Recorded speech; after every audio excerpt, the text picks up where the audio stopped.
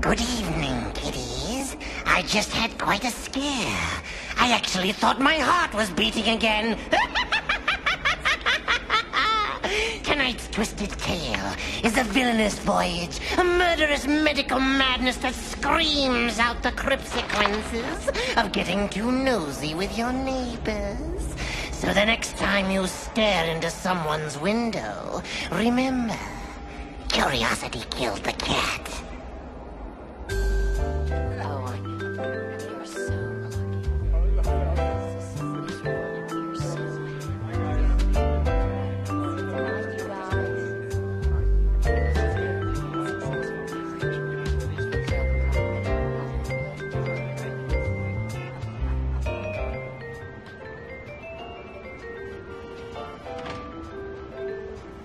Anyway, there we were.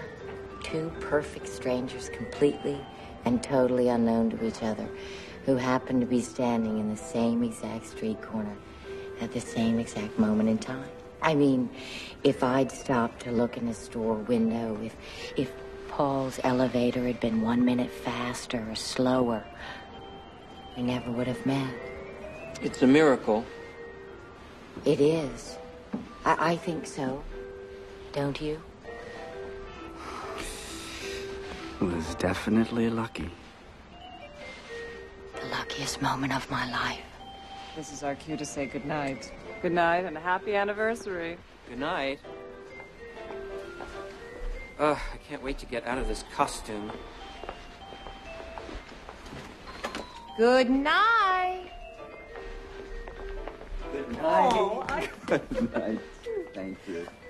Bye-bye.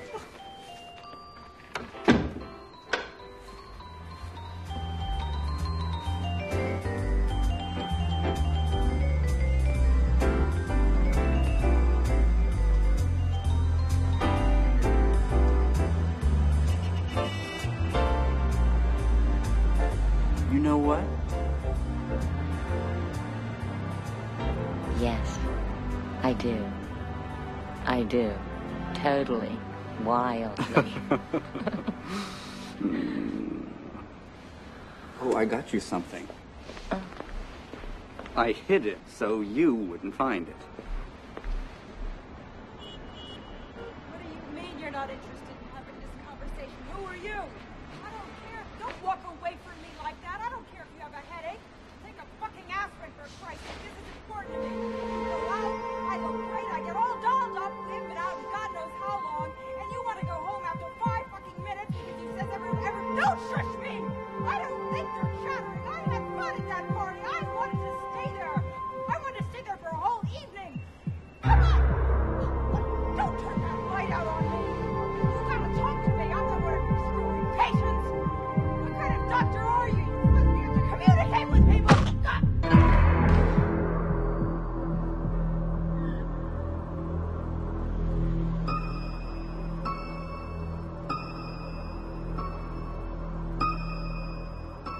You're not gonna get away with this.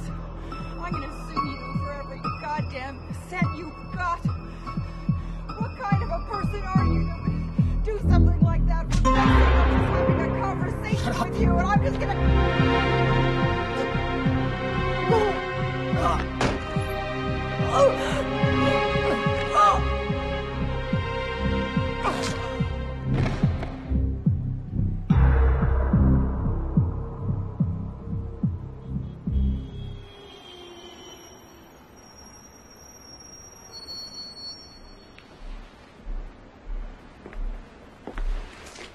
Happy anniversary, sweetheart.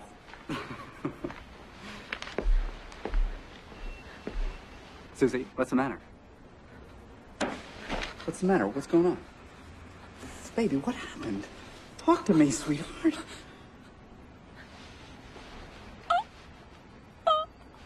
Oh. It's all right. It's all right. Just take a deep breath. Oh, it's okay. It's okay. Everything's gonna be okay. I'll get a doctor. I'll get a doctor and be back.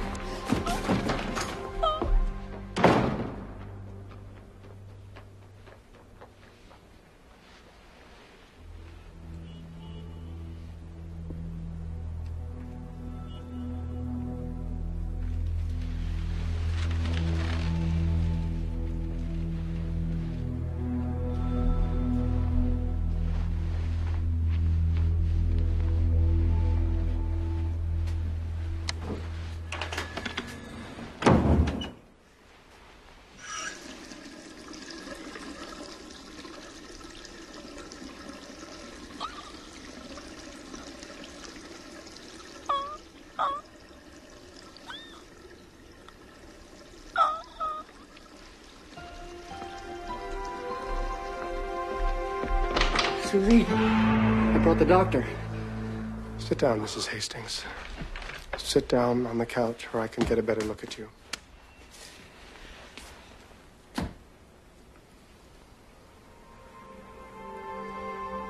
Honey, you know Dr. Trask. He lives across the courtyard from us.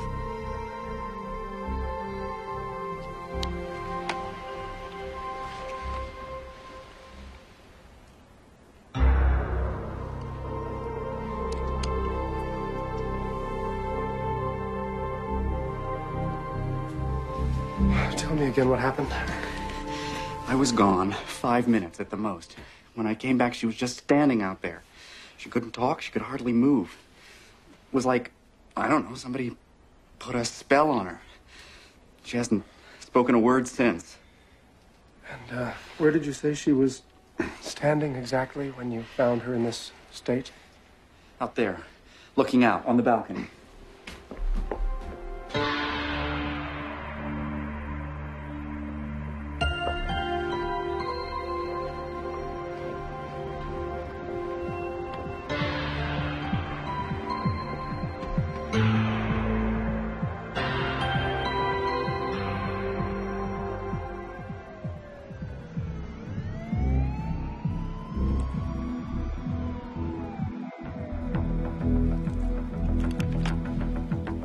What is it, Doctor? Mr. Hastings, I'm going to need your help.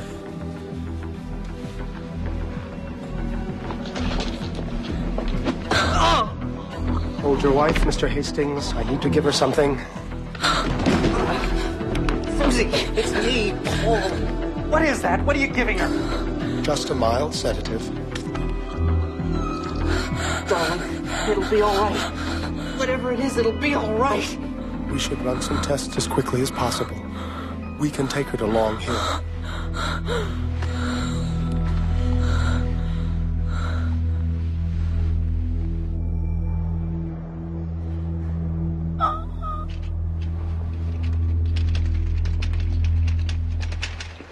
It's all right, Susie. You're in the hospital. We put you in the jacket so you couldn't hurt yourself. They just want to keep you overnight for observation.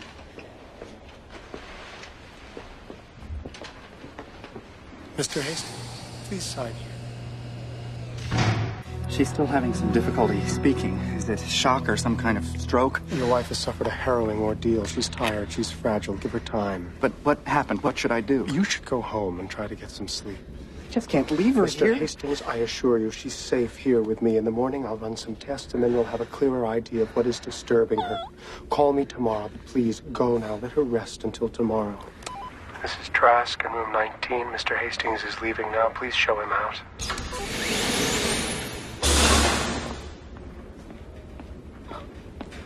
I gotta go now, Susie. Dr. Trask is here to take care of you. And I'll be back in the morning.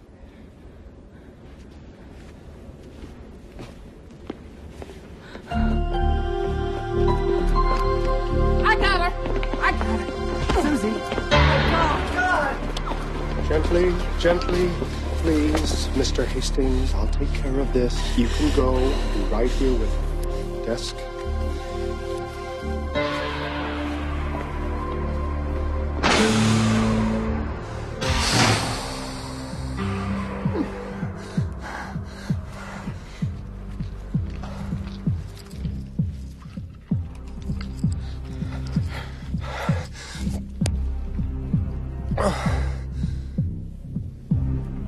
A heart condition.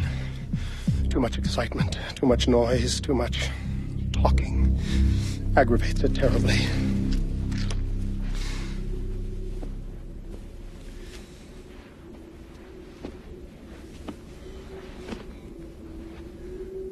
I could attempt to explain myself.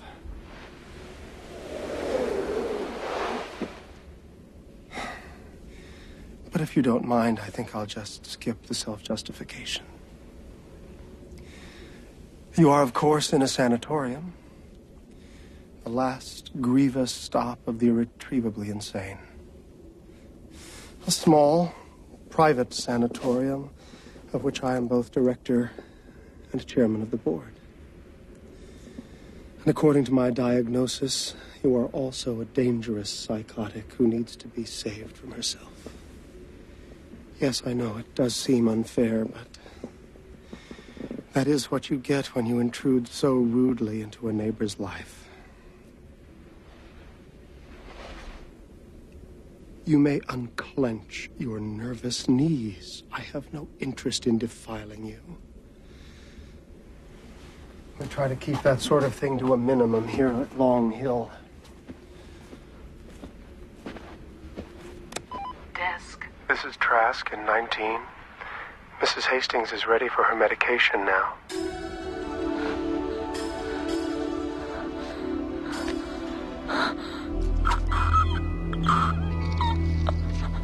Good night, Susan. Something remarkable has happened to your wife. Something profound and traumatic. And since she is either unable or unwilling to tell us herself, we have no choice but to wait. Wait for what?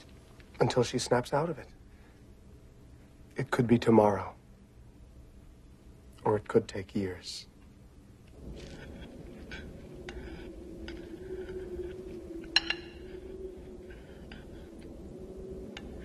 You are a good hungry girl, yes?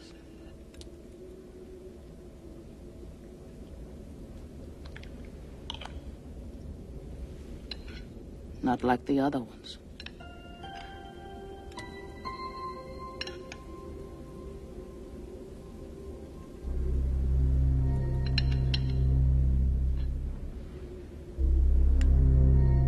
A little more. That's good. Carrots are good for the nerves. They make good, strong brain cells. What's he doing to make her better? To get her out of that god-awful jacket? I came out of the bathroom. Oh, Susie was out on the Paul. terrace. Paul. I went out. Polly. In 13 years of working at a medical research laboratory, Oh, I had shut never heard of anyone who went from sane to insane in the space of 5 minutes. That just does not happen. Dolores, you should see her. She can't talk. She doesn't know where she is or who I am. She came at me with a golf club. Well, what do you know about this doctor anyway? Oh, Jesus, Dolores. Hey, a word to the wise from your big sister. Check him out. That's all I'm saying. If it were me, I'd leave no stone unturned. I'd make damn sure Susie was in the right hands.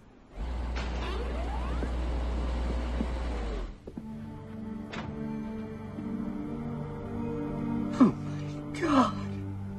What's happened to her? I'm sorry, Mr. Hastings, but I'm beginning to worry. There's been no change at all. Perhaps there's something you haven't told me. Like what? The two of you were celebrating your wedding anniversary that evening. Sometimes the first few years of married life, the noise, the constant yammering. What are you suggesting? That we weren't happy? We were happy. We had our problems, but everybody has problems. Of course. Of course you were happy. Susie was always normal. As normal as you or me. The psyche is like a kaleidoscope. One shift, the slightest turn can affect everything. What was once quiet and familiar can become terrible and terrifying. I believe that this is what has happened to your wife. I don't believe it.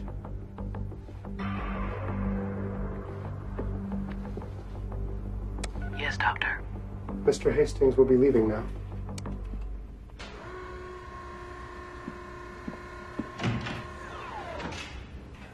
I'll be back.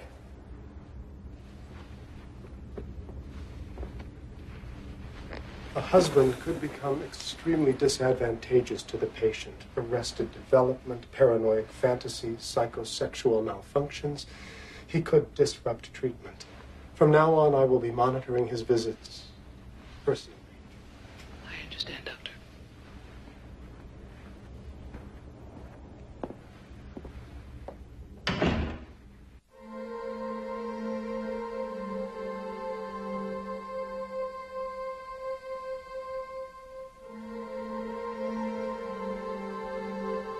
It's all right, Susie.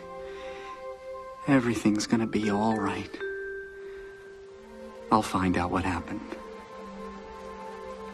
And you'll come back. You'll come home to me. Oh, please, please. That will be all. Mr. Hastings, what can I do for you? I want to see Susie. Of course. No! No TV! I want to see Susie in person.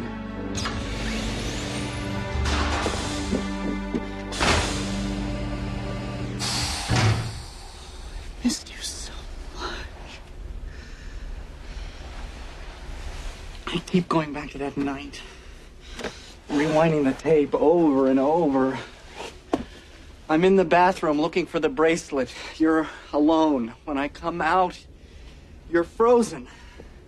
But something about it is all wrong. But what? Something happened when I was in the bathroom. It had to have something in the living room.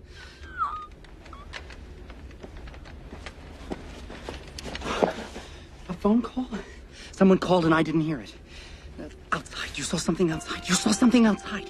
You saw something, and that's why you can't talk. You saw something. What was it? Something terrible. Was it anyone I know?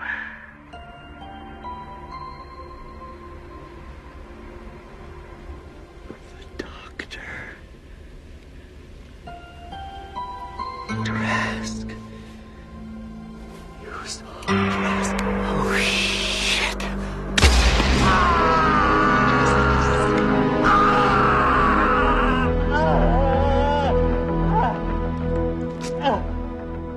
Congratulations, Mr. Hastings. You'd be very good at charades if you weren't about to die.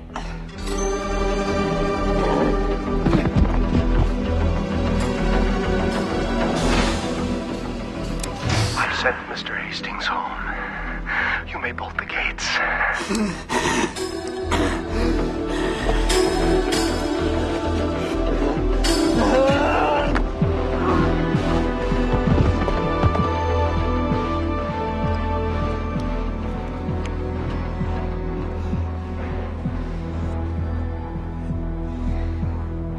You see, I have to do this in self-defense.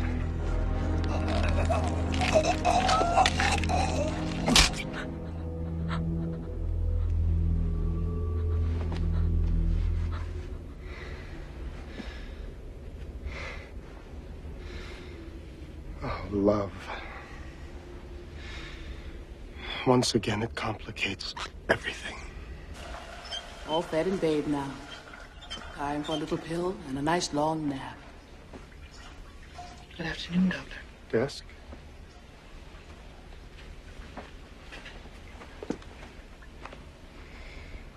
Frankly, I'm too fragile for all this excitement. My heart is too weak for so much violence. Consequently, I've arranged to operate on you. Shall we say, a lobotomy? Of course, you and I both know that you won't survive the surgery. This little situation of ours must be resolved. Absolutely. It's so lovely in here with you, Susan. So quiet.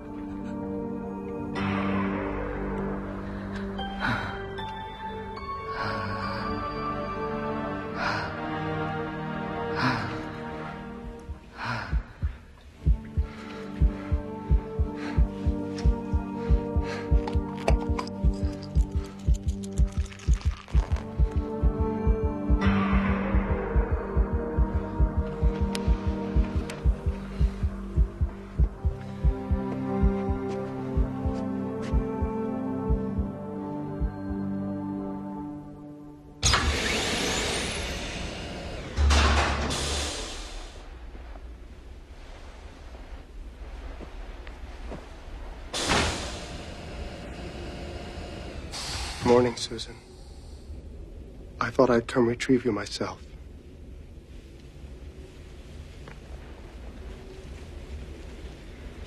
I'm going to release you from your straitjacket now.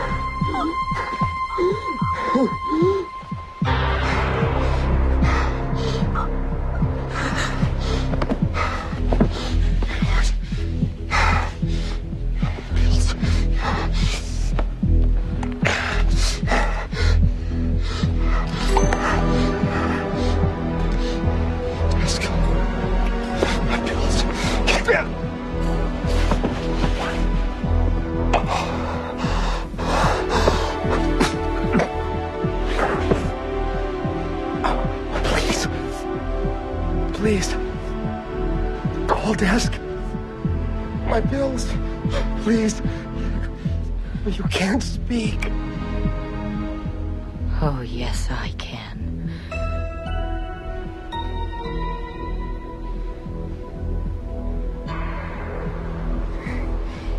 Please. My pills. Call desk. Oh, please. My pills. I'll die without them. I can't breathe. Please. Please, you can't just stand there. Watch me. I want to watch you. You deserve to die. Murderer. Like you. Like you.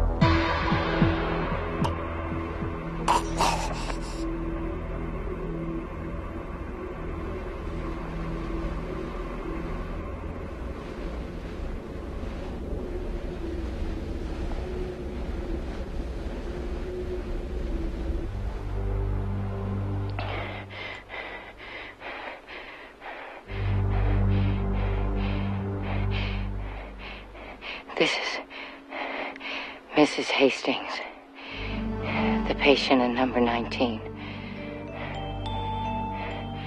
There's been a horrible accident. Dr. Trask is dead. Dead.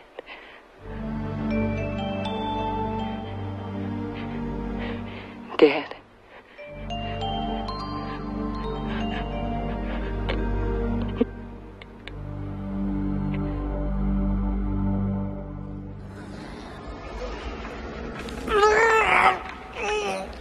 Where's Houdini when you need him? Well, that was quite a scream, wasn't it, kids? And what a surprise for poor Dr. Trask. There's a villain with a heart. Attack, that is. Just when he thought he was going to silence Susan forever, she walked all over him. I suppose you're wondering what became of Susan. If you give me a scream, I might just tell you.